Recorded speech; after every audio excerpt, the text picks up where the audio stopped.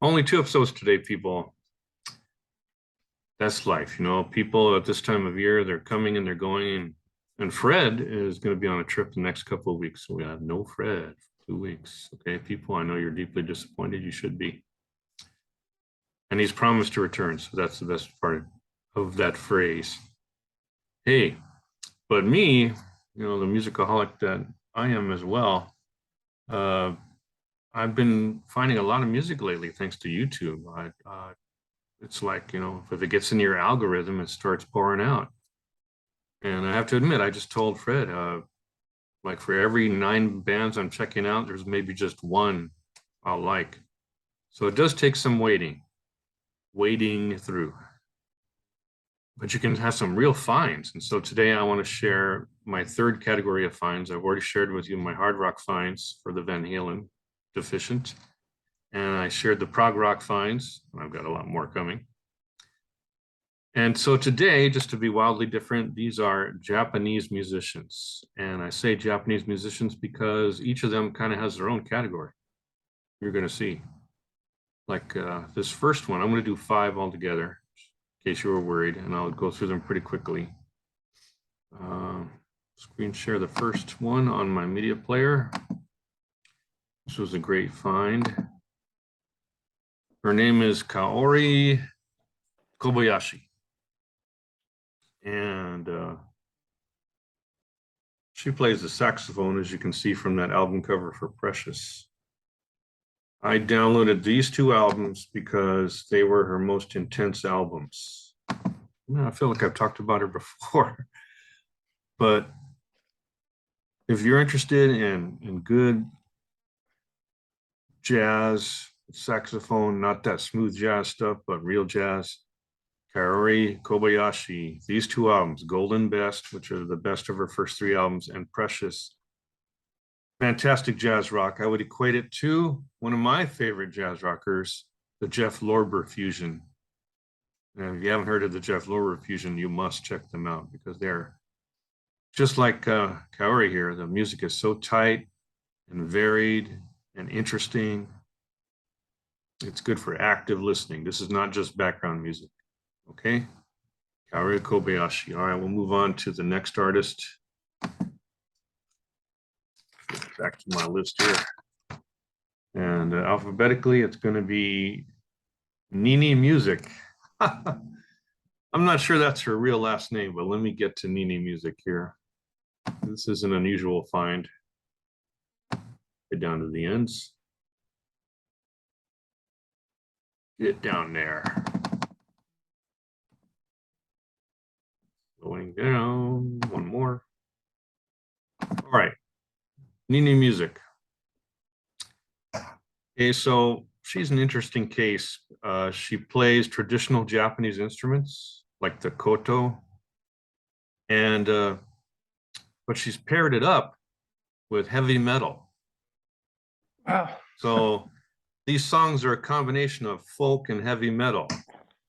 You probably never thought those 2 went together, but they do here. What she had done on most of her works, which I did not download, she does cover versions of famous rock songs, heavy metal songs, but they get that koto touch. Ones I downloaded, I like because there's some originality here, I think. The one I heard first is the one she's currently pushing. She's on Bandcamp. That's where I downloaded these from.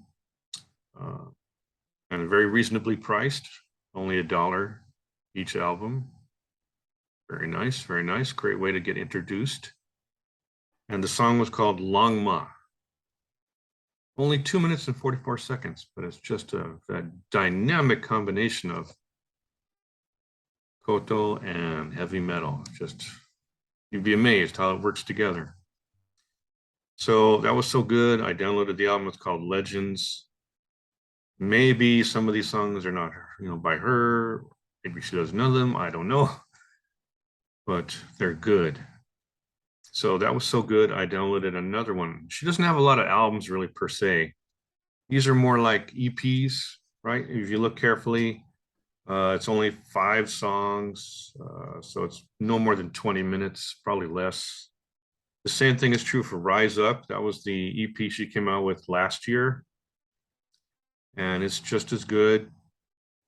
Really good variety of songs. There is an obvious remake, Can't Help Falling in Love. A little Elvis there.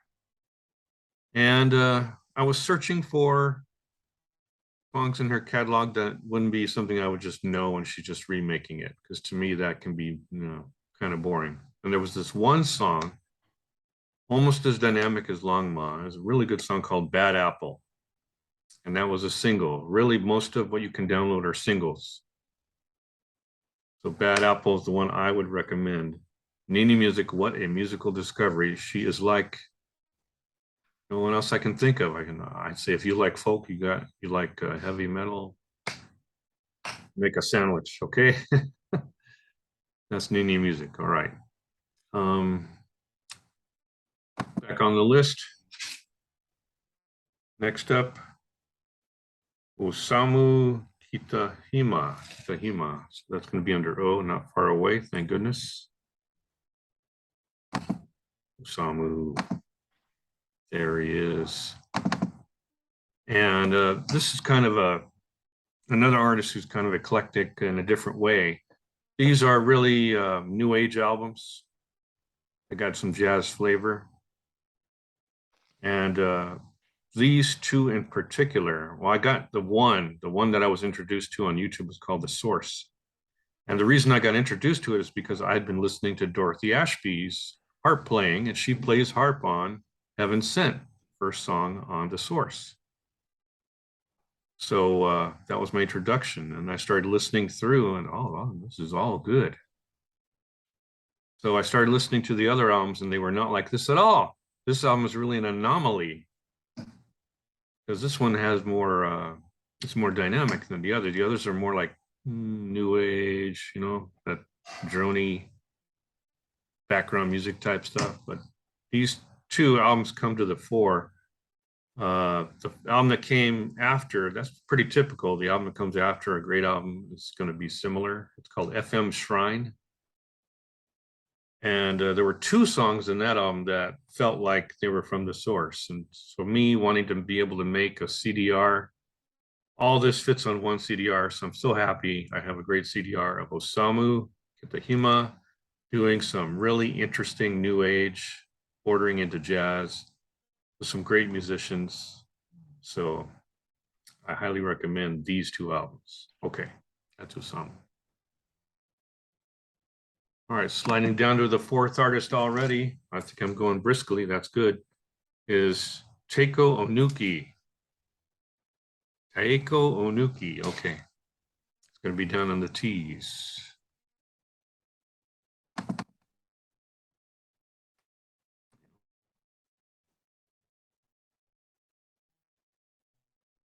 lot of S's, okay. And initially, I heard one song called 4 a.m. And I can now say that I've listened to all her albums. It's her best song by far, 4 a.m. And it reminded me in terms of the production of the song and in her singing, it reminded me a lot of OFRA HAZA, who you probably, most of you haven't heard of either, but OFRA HAZA was considered the Barbra Streisand of Israel. And she unfortunately died from AIDS about 20 years ago. Beautiful singer, OFRA HAZA. So this one song, I hear this one song by Taeko Ohnuki, and it's conjuring that same flavor. It's from 1994, which is when OFRA was still alive. So I like to think maybe there was some influence there. I have no idea, especially because I started checking out the other albums, and I picked specifically the music that was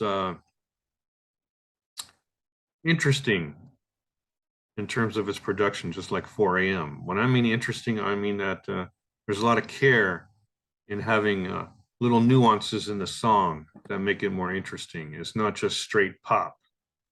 She's considered a J-pop artist, but what she really is, she's the founder of J-pop when you get down to it, because this is easily Her first album I've got is from what, 1980? No, 1977. She started out in 1977. Is that right? So she precurses J-pop by at least 30 years. Her first album was called Sun Shower, and that album is more standard ballady type stuff. And then she got a more interesting producer for these next few albums. In 83 and 84, 80, 83, 84. They're called the European albums. Romantique, Cinefe, I can't pronounce it. It's the French or something. And the third one is it's in Japanese, so I can't even tell you what it's called. But those do have some European influence, and so they're really well produced. And when she sings, she seems to have two voices, one where she's engaged and the other where she's too laid back. So on these albums, she's more engaged than not. And they're kind of hit and miss. Some of these songs are great. Some of them are more laid back and, you could fall asleep. And just to finish her off, there's that one album, well, actually two albums. That's right. Two albums that came after 4 a.m. 4 a.m. is an album called Mignon. I'm sure as in filet mignon. But I only downloaded 4 tracks. You can see I'm not downloading the whole albums. I'm only downloading the tracks I like. And so those other two albums from 1995 and 1999 are called Cliché and Aventure, which is probably the French way to say adventure. And there's some good songs on there, right? Her music really grew on me. The songs where they're engaging and they're upbeat, not just ballads. So I guess the bottom line here is, if you like OFRA HAZA, ever heard of her at all, this is like the Japanese OFRA HAZA. Her name is Taeko Ohnuki. Start with the song 4 a.m. and if it's something you like, venture out. Okay? Which brings me to the last one. It's going to be back up at the H's. The one with the last name. Hiroshi Yashiura. Hiroshi Yashiura. So we got to go back up to H. Oh, double clicked. Okay, Hiroshi, get down there. Yeah.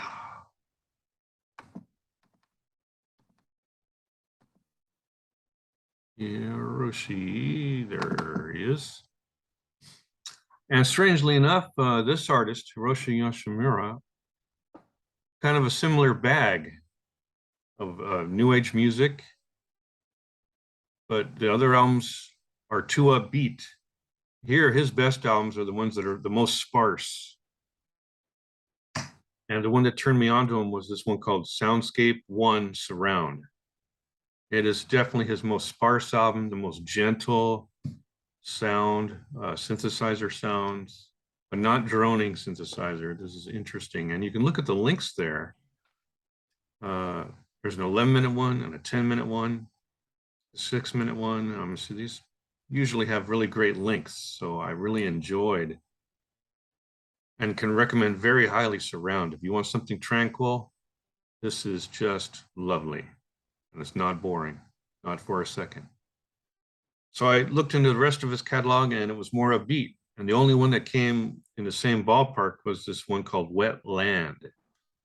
And it's from a new age label. There were a bunch of albums that had this kind of cover with different artists. But this album is almost as good as Surround. It's almost as tranquil. The songs are shorter. It has that delicacy you'll find in stringed instruments, along with the synthesizer. I think that was the things that made me really get charmed by this music, how it would go between the stringed instruments and the synthesizer. There was a really active thing going on there. It wasn't just droning. So I highly recommend Hiroshi Yashiura for that reason. All right, I'm gonna stop the share just to prove I'm done. And so if you've ever thought about venturing into Japanese music, I didn't think about it, but I was on YouTube and it came up in my algorithm because I do like jazz rock. And that got me into this other algorithm. Found these gems. I hope you like them. 101, all done.